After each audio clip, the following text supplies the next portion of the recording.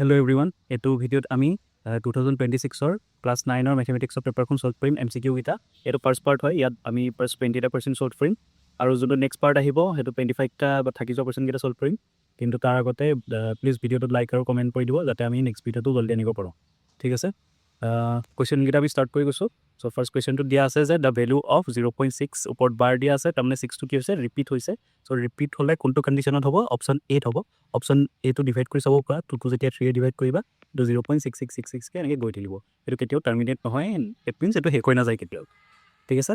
Question number 2ত গৈছোঁ। ইয়াত তিনিটা ষ্টেটমেণ্ট দিয়া আছে যে 1/22টো নন টাৰ্মিনেটিং হয়, 2/15টো হয় নে 1/16টো হয়।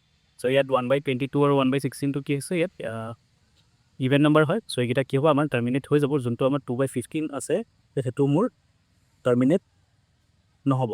চ' অপশ্যন কাৰেক্ট অপশ্যন কোনটো হ'ব? মোৰ C2 হ'ব। C কি পৰা আছে 1, 2 আৰু C2 কাৰেক্ট হয়। 1টোত মোক কি কৈছে নন টাৰ্মিনেটিং হয় বুলি কৈছে। ঠিক আছে?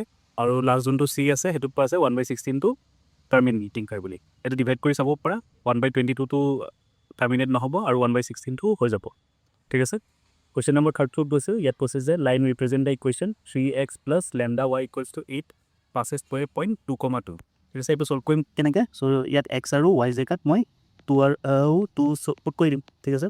3xৰ জেগাত 2 পুট কৰিম, লেমডা জেগাত y জেগাত 2 পুট কৰি = 8. ঠিক আছে?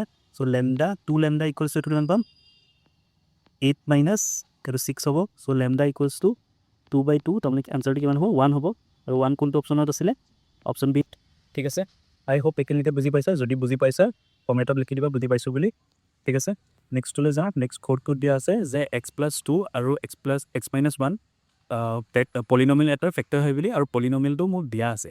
তেতিয়াহ'লে m আৰু nৰ ভেলু কি হ'ব পাৰে সেইটো সুধিছে। ঠিক আছে? আমি এতিয়া এইটো চল্ভ কৰিম। এতিয়া আমি কি কৰিম, যিহেতু আমাক কোৱা আছে যে x+2 আৰু x-1টো আমাৰ ফেক্টৰ হয়, তাৰমানে কি হয়, মই যদি -2 পুট কৰোঁ বা 1 পুট কৰোঁ তেতিয়া মই কি কৰিম, পলিনমিয়েলটো মই 0 পাম। ঠিক আছে?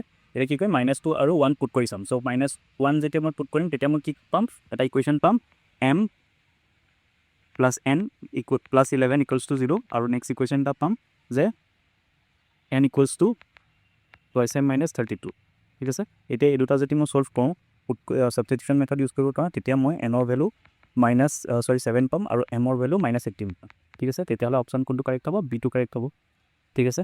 চল্ভ কৰি চাব পাৰা, যদি নাজানা আমাৰ আগৰ ভিডিঅ'কেইটা চাব পাৰা। ঠিক আছে? নেক্সট কুৱেশ্যন নম্বৰ 5টোলৈ গৈছোঁ। চ' এইটো মোক A আৰু B ভেলু ফাইণ্ড কৰিব দিছে। ইয়াত কি কৰিম আমি, এইটো ইৰেচনেল হয় যেতিয়া মই কি কৰিম, 2√2 + 7 এইটো ৰেচনেলাইজ কৰিম। তাৰমানে কি কৰিম, তলত আৰু ওপৰত দুইফালে আমি ইনটু কৰি দিম। চ' ইনটু কৰিলে কি পাম? চ' ইনটু কৰিলে যোনটো মোৰ ৰিজাল্ট আহিব সেইটো মোক এনেকুৱা আহিব যে 2√2 + √7. ঠিক আছে? তাৰমানে A ৰ ভেলু কি আহিছে, মোৰ 2 আহিছে। কম্পেয়াৰ কৰি যদি চোৱা, আৰু B ৰ ভেলু √7 আহিছে। ঠিক আছে? এইটো মোৰ A ৰ ভেলু, এইটো মোৰ B ৰ ভেলু। চ' 2, √7টো মোৰ কাৰেক্ট অপশ্যন হৈ যায়, যোনটো মোৰ বিত আছে। ঠিক আছে? নেক্সট মোক 6টো সুধিছে, যদি √n2 not a perfect square হয়, তাৰমানে n2 মোৰ কি হয়? চ' n2 মই কেতিয়াও পাৰফেক্ট স্কুৱেৰ নাপাম সেইটো সুধিছে। চ' তাৰমানে এইটো কি হ'ব, n2 মোৰ ইৰেচনেল নাম্বাৰ হ'ব। ঠিক আছে? হ'ল? ঠিক আছে? কুৱেশ্যন নম্বৰ 7টোলৈ আহিছোঁ। চ' ইয়াত কি কৈছে, a point lies on the y-axis at a distance of 2 units from the x-axis. Its coordinate is 2, 0. চ' এইটো কি হৈছে, x-axisত লাইক হয়, ক'ত পায় 2, 0ত লাইক হয়। ঠিক আছে? আৰু কিউ এটা ষ্টেটমেণ্ট দিয়া আছে, য'ত √12/√13 is not a rational number because √12 আৰু √13 হ'ব লাগিছিলে আৰ নট ইণ্টিজাৰ্ছ। ঠিক আছে? দুইটা ষ্টেটমেণ্ট হয়। Is lines on the y-axis বুলি কৈছে। এতিয়া x-axisত যদি 2 ইউনিট হয় তেতিয়াহ'লে সেইটো y-টো অবভিয়াছলি এক্সিষ্ট নকৰিব। ঠিক আছে? আৰু ছেকেণ্ডটো √12 আৰু √13টো ডিভাইড কৰিলে আমি ৰেচনেল নাম্বাৰ নাপাওঁ বুলি কৈছোঁ। আৰু কিয় নাপাওঁ, √12 আৰু √13টো ইণ্টিজাৰ নহয় কাৰণে। ত' 7ৰ আনচাৰটো হ'ব C হ'ব।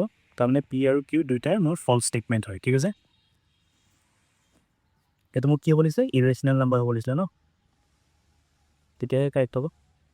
কুৱেশ্যন নম্বৰ 8টো কি দিছে, what is the form of the coordinate of A point on x-axis? ঠিক আছে? এইটো যদি মোৰ কোঅৰ্ডিনেট এক্সিছ হয়, তেতিয়াহ'লে মোৰ x-axisত থকা পইণ্টটো কেনেকৈ লিখিম, x, 0 বা b, 0 এনেকৈ a, 0 কেনেকৈ লিখিব পাম? ইয়াত কি হ'ব, y ভেলুটো মোৰ 0 হ'ব, আৰু xৰ কিবা না কিবা এটা ভেলু থাকিব, সেইটো মই a, 0 বুলি লিখিব পাওঁ।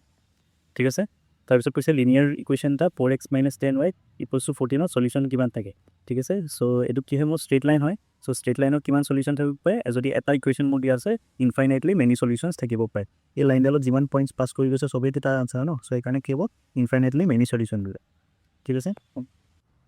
এটা কুৱেশ্যন নম্বৰ 10ত দিয়া আছে যে x raised to the power 49 plus 49 to x plus 1 যদি ডিভাইড কৰোঁ ৰিমাইণ্ডাৰ কিমান থাকে চ' x plus 1 টো মোৰ ফেক্টৰ হয় তেতিয়াহ'লে কি হ'ব x equals to -1 মই পুট কৰি টেক কৰিব পাৰোঁ চ' x raised to the power 49 plus 49ক যদি মই -1 টো ছাবষ্টিটিউট কৰোঁ ত' তেতিয়া মই কিমান পাম তেতিয়া মই 48 পাম আনচাৰ চ' 48 টো কি হ'ব ৰিমাইণ্ডাৰ হ'ব ঠিক আছে -1 টো ছাবষ্টিটিউট কৰি দিলে হ'ব পলিনমিয়েলটো নেক্সট কুৱেশ্যনটো কৈছে যে the measurement of an angle which exceeds its complement by 30 degree চ' কমপ্লিমেণ্ট কোনবোৰক কয় যোনবোৰ 90 ডিগ্ৰী হয় চ' 90 ডিগ্ৰী প্লাছ 30 হ'লে কি হ'ব তেতিয়া 120 ডিগ্ৰী পাম তাৰমানে কাৰেক্ট আনচাৰটো বি কুৱেশ্যন নম্বৰ 12ত লাইনছ এণ্ড এংগলছৰ কুৱেশ্যন এটা হয় চ' ইয়াত মোক কি সুধিছে ইয়াত মই এক্সৰ ভেলু উলিয়াব লাগে ঠিক আছে চ' এক্সৰ ভেলু উলিয়াব হ'লে ইয়াত মই কি দেখিছোঁ এক্স প্লাছ 15 আৰু 2 প্লাছ ৱাই প্লাছ 25টো মোৰ ইকুৱেল হয় কিয় ইকুৱেল হয় ভাৰ্টিকেলি অপজিট এংগল হোৱাৰ কাৰণে আৰু 3y টো 2y প্লাছ 25ৰ ইকুৱেল কিয় ইকুৱেল এইটো অল্টাৰনেট ইণ্টিৰিয়ৰ এংগল কাৰণে ঠিক আছে চ' 3y equals to 2y plus 25 যদি পুট কৰোঁ চ' কি পাম y ইকুৱেলছ টু 25 পাম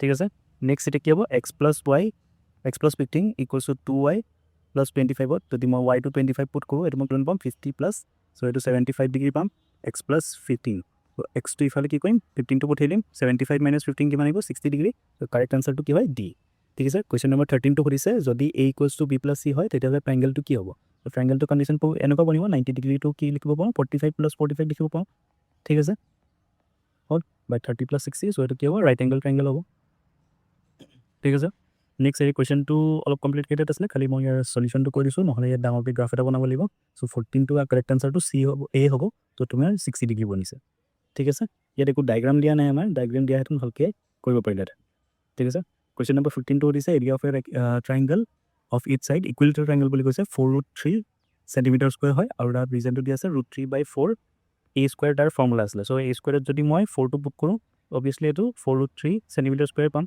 ঠিক আছে তো এইটো কি হ'ব ষ্টেটমেণ্টটো এছাৰ্টেশ্যন আৰু ৰিজনিং দুয়োটাই মোৰ কাৰেক্ট হয় চ' এইটো অপশ্যন এইটো কাৰেক্ট দিন ঠিক আছে কুৱেশ্যন নম্বৰ 16টোলৈ যাওঁ এতিয়া কুৱেশ্যন নম্বৰ 16টো আমি কৰিম 16টো আমাক কি কৰা আছে কোৱাড্ৰিলেটাৰেল এটাৰ এংগলকেইটাৰ ৰেচিঅ' দিয়া আছে চ' ৰেচিঅ'কেইটা আমি কৰিম 4x 5x 10x আৰু 11x বুলি কনচিডাৰ কৰি ল'ম ঠিক আছে আৰু এইটো কি হ'ল প্লাছ কৰিলে কি হ'ব মই এইটো 360 ডিগ্ৰী হ'ব এতিয়া যদি মই চল্ভ কৰোঁ এক্সটো মই 12 পাম আৰু 12ত যদি এইকেইটা পুট কৰি দিয়া 4xটো মোৰ বনি যাব 48 ডিগ্ৰী তাৰপিছত 60 ডিগ্ৰী 120 ডিগ্ৰী আৰু 132 ডিগ্ৰী চ' কাৰেক্ট অপশ্যনটো কি হ'ব বি হ'ব এতিয়া 17টোলৈ আহিছোঁ 17টোত কি দিছে মোক গ্ৰাফ এটা দিয়া আছে ত' এইটো মোক 90 ডিগ্ৰী দিয়া আছে চ' এইটো যদি এংগল চাম প্ৰপাৰ্টি লগাওঁ তেতিয়াহ'লে এক্সটো মই 50 ডিগ্ৰী অবভিয়াছলি পাম ঠিক আছে এতিয়া যদি পি এছ আৰটো মই চেক কৰোঁ তেতিয়াহ'লে এছটো মই কি পাম এছটো মই 100 ডিগ্ৰী পাম চ' 100 ডিগ্ৰী পালে মোৰ ৱাইটোলৈ কিমান থাকিব চ' 100 মাইনাছ 180 মাইনাছ 100 কৰিম এইটো কিমান পাম 80 ডিগ্ৰী পাম চ' কাৰেক্ট অপশ্যনটো কি হ'ব ডি হ'ব এক্সটো 50 ডিগ্ৰী আৰু ৱাইটো 80 ডিগ্ৰী ঠিক আছে নেক্সট কুৱেশ্যনটোলৈ আহিছোঁ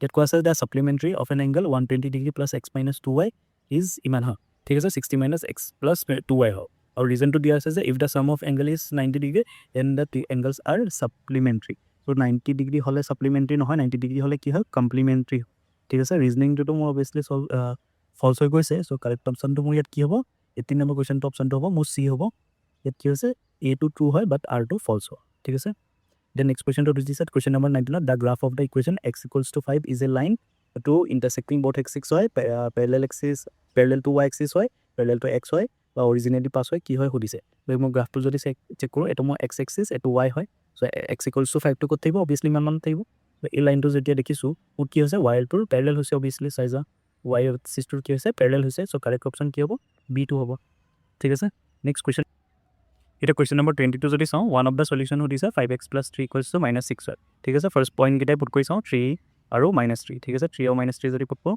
5 × 3 15 হ'ব প্লাছ 3 = -6 × -3 ত' অভিয়াছলি 18 পাইছোঁ তাৰমানে কি হয় এইটো আমাৰ সলিউশ্যন হয় চ' কাৰেক্ট অপশ্যন এ হৈ যাব বাকীকেইটা চেক নকৰিলেও হ'ব 21টো আমাক সুধিছে যে 3 - 3 0,0 -3,3 কি হয় ওৱান অফ দ্য ফৰ্মৰ সলিউশ্যন হয় চ' এইকেইটাও যদি আগৰ কুৱেশ্যনটো ক'তে পুট কৰি চাওঁ তেতিয়া 21ৰ আনচাৰটো আমি বি অপশ্যনটো পাম চেক কৰি চাব পাৰোঁ ইয়াত 0,0 দিলেও 0 পাম 3 - 3 কৰিলেও 0 পাম -3 + 3 পুট কৰিলেও 0 পাম ঠিক আছে 22টো যদি আমি চেক কৰোঁ the point of intersection of line represented by the line 3x + y = 6 and the x axis সুধিছে ঠিক আছে চ' ইয়াৰ কাৰেক্ট অপশ্যনটো আমাৰ হৈ যাব 22ৰ ডি অপশ্যনটো হ'ব চ' পুট কৰি চাব পৰা 2 আৰু 0 3 × 2 কিমান হ'ব 6 + 0 কৰিলে আমি কি পাম 6 পাম ঠিক আছে 2,0 মোৰ কাৰেক্ট সলিউশ্যন হ'ব ঠিক আছে এইটো আমাৰ ফাৰ্ষ্ট পাৰ্টটো ইয়াতে শেষ কৰিছোঁ কিবা যদি বুজি নাই পোৱা কমেণ্টত লিখি দিবা আৰু যদি সলিউশ্যনকেইটা PDF লাগে তলত কমেণ্টত লিখি দিবা সেইটো Thanks for watching. Please like, comment and subscribe.